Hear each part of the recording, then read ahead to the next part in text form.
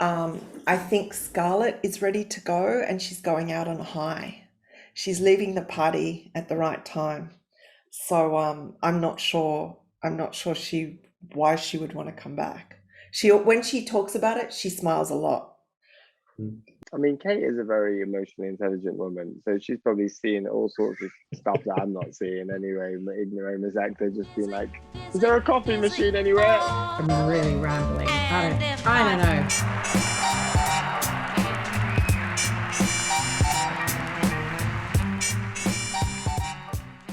Hi, William. Congratulations on the film. So great to speak with you. Where are you? What country are you in? I'm in Dubai. Oh, I love Dubai. You didn't film down in Morocco, right? So you stayed out of the Middle East. That was the second unit that did that? Yeah, yeah. Oh, that's too bad. But yeah, no, definitely come down here for the sequel, for sure. Yeah, I would love to. On the verge. But okay. So in approaching this film, I mean, the glaring elephant in the room is obviously the fact that you're taking on a story of a character who is dead. You know, her story is finished. So how much does that enter into your mind when it's like, okay, even if this character's arc has finished, what's the value in exploring, like what needs to be told about this character? The fact that, you know, she's been existing for 10 years and we never really got to see her story. So how much did the fact that the story was over enter into your process in approaching this? There was two elements that related to what happened in Endgame that I knew we had to seed through this film. So one of them was, even when she had died, she had so many secrets, and she'd always found it really hard to be intimate with people, to trust people. And so, of course, that's your starting point. Like, why? Who is she? Why is she so frightened? And then the other one was, how can we make her transcend? If she's physically dead, how do we do something beautiful in our film, which feels like we're giving sort of homage to her spirit, I suppose. So I used nature. So I looked at like the light and fireflies, what's carried on the wind, like little elements to remind us of her connection to the universe, not just to the Marvel universe, but to the bigger universe. And the other thing I knew was the stakes had to have, the fights had to have stakes, because what we had to do was say, okay, we know what happened to her, but in this moment, we want you to be glued to the screen. Oh, absolutely. And I guess a lot of part of that is just also building the people around her in a way that you care about everything that's going on. I think in a lot of ways it made me think about sitcoms, you know, and spin-off sitcoms. Like I was thinking, okay, why did Joey not work? And why did Frasier work so well? Like I was thinking about Frasier here, because you just surrounded her with such amazing people, with these amazing performances. Like I was just reveling, you know, just like David and Florence and Rachel. Like it was fantastic. I mean, did you feel like that was like the key element that you needed to make us invest in this? We did, and we knew that it was really risky because we knew if the family didn't work, the film didn't work. So we were really careful with how to create the family and to make each person really specific. And they're almost diametrically opposed. Like Rachel's this really humorless character, David's really funny, you know, Florence is all emotion. So it's sort of, yeah, we had to look pretty carefully at that. And do you feel that there's more Black Widow story to explore, or was this really about, okay, this is in the way that, you know, Far From Home was for Tony Stark, a way of saying goodbye to the character? I think either. I think this could be a beautiful farewell. I think Scarlett is ready to go and she's going out on a high. She's leaving the party at the right time. So I'm not sure. I'm not sure why she would want to come back. She when she talks about it, she smiles a lot. You know, she's not now. She's I think she's proud of the film, so she feels a really good sense of closure. Well, I think I wouldn't complain if we have Florence Pugh join the Avengers. So just Yeah. throwing that out there. I don't think anyone would complain. Put her in everything. I'm happy with that. But yes, I think saying goodbye to Scarlett will be hard for everybody. But going out on a high note is certainly something that we can attribute to you. So thank you so much for that. Thank you.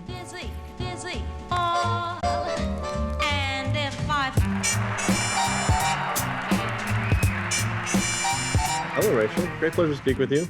Such an honor. Obviously, I mean, you get this all the time, but been a huge fan since I was a little kid. So it's great to finally speak to you. Thank you. Excellent.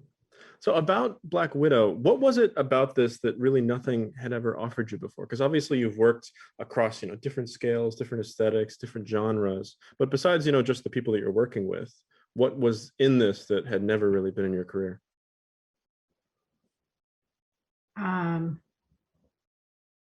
Russian accent, maybe.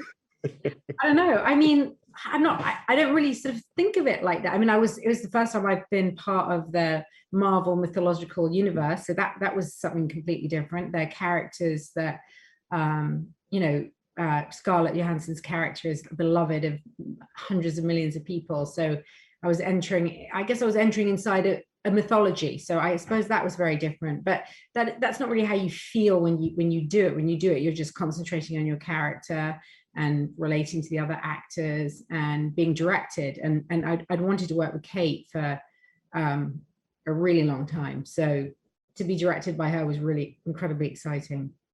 No, absolutely. She is absolutely wonderful. And I think your chemistry here, with Scarlett, with David, with Florence is just tremendous. Like that's what makes the movie pop, like that bond, you believe completely, you buy into these characters. And if you don't buy into that, then everything's lost. So how is that just like the skills that you guys have in your back pocket, and how much of that is something you have to build together, and what creates that bond?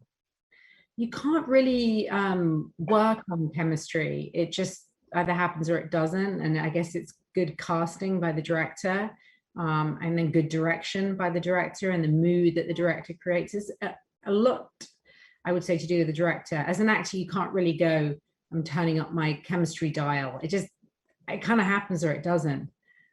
So I'm happy that you feel it did. No, it absolutely does. I mean, does acting fulfill you differently at all than it did when you were earlier in your career? Like, are you getting different things out of it? Are you fulfilled by different aspects of it? It continues to be a challenge every time.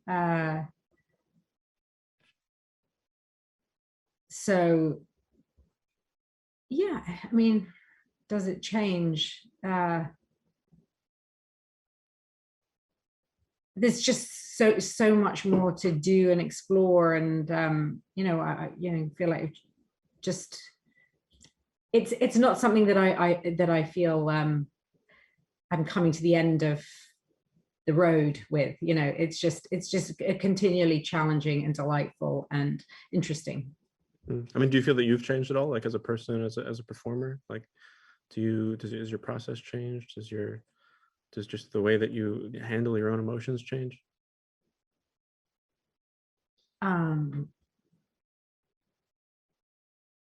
Well, I think I've changed since my 20s, definitely.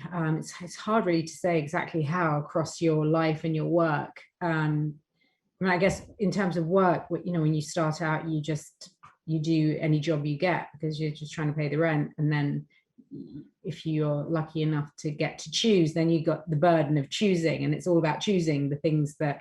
So I think I know which stories I feel I want to tell, and which stories I think are interesting. Whereas before I just thought everything was just a job, and now I'm really rambling. I don't know. Is that a dog or a cat? This is a cat. This is Mingus. Mingus. Hi, Mingus. What a handsome fella. Is he Siamese? No. He is. A long-haired Siamese. Oh my goodness, he's handsome. Wow. Not that you're not. Sorry, I didn't make a fuss over you. I appreciate that. We can just have a mutual love fest here. But anyways, thank you so much. We do have to end this, but great pleasure. Love to speak to you again. Thank you. Very good question. Sorry, wasn't very.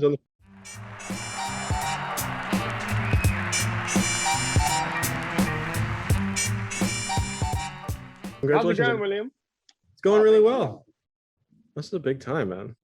Like, this movie is absolutely gigantic. I mean, did you ever kind of imagine that you might enter the Marvel universe? Was this ever something that entered into your mind? And what was it about this character that you were like, okay, this is the person I want to be. Like, this is how I want to enter this world. I mean, look, honestly, William, I wish. Number one, no. I guess I should just dream bigger, but I hadn't particularly thought I'd be in the Marvel universe. And number two, no, it's not true that I would have taken any part. I was interested in this part, and to be honest, at one point, I didn't think I was going to do it, but I was really intrigued. I was really intrigued by the part. It was interesting to me. I was really intrigued by Black Widow and working with Scarlett and Kate being this brilliant director, and ultimately the script was wonderful.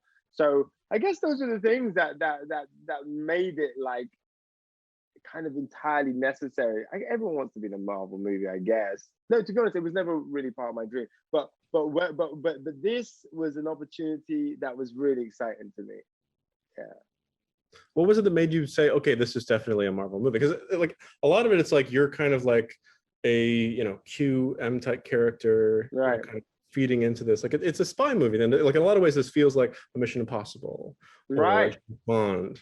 So, was there anything that you're like, okay, no, like this is something different. This is something Marvel, 100%. Yeah, but you know what? I don't know if it's necessarily like Marvel is amazing, and like it's amazing. But I don't know if it's that stamp which makes the difference between me doing it or not. Like, I think ultimately it was my belief in the writer, belief in the director, belief in Scarlett and Florence and David as collaborators. Like that's, and that's what's great about Marvel is Marvel finds amazing people to do their projects. Like if you want to know like what is it that maybe, oh no, this is Marvel, it's the collaborators, it's like that group of talent, I think. And I mean, I was talking to Cate about this, and she was just saying that, working with Scarlett the whole time, it really felt like, even if she wasn't talking about it, it was kind of a saying goodbye. There was like a certain look in her eye, a certain way that she'd smile when she talked about the character. Did you have this sense when you're working with her on the set that she was kind of, because you're building something new, did you feel like she was kind of saying goodbye to it? Like she was kind of almost like looking past this world, or did you not get that sense? I mean, Cate is a very emotionally intelligent woman, so she's probably seeing all sorts of stuff that I'm not seeing anyway. My ignoramus actor just being like, "Is there a coffee machine anywhere?" Like I don't know, but I would say Scarlett seems so engaged, so engaging. I don't know if I sensed the nostalgia, or if I did, whether or not that's just me projecting. She was really up for it. She was really giving herself to this part. Absolutely. Were you able to like build a certain chemistry before filming, or was this really just kind of in the moment, just on the script, just like working together really quickly? I mean, we met before, and so got a chance to kind of like, I remember actually, it's funny you mentioned, I just remembered now that I remembered doing my first, we just read through the scenes together, and I came away from that rehearsal going, this is gonna work out. Yeah, no, I feel you. I mean, I think definitely did work out, and congratulations, and can't wait for the world to see it. Yeah, thanks a lot, man. Love chatting with you. Cheers.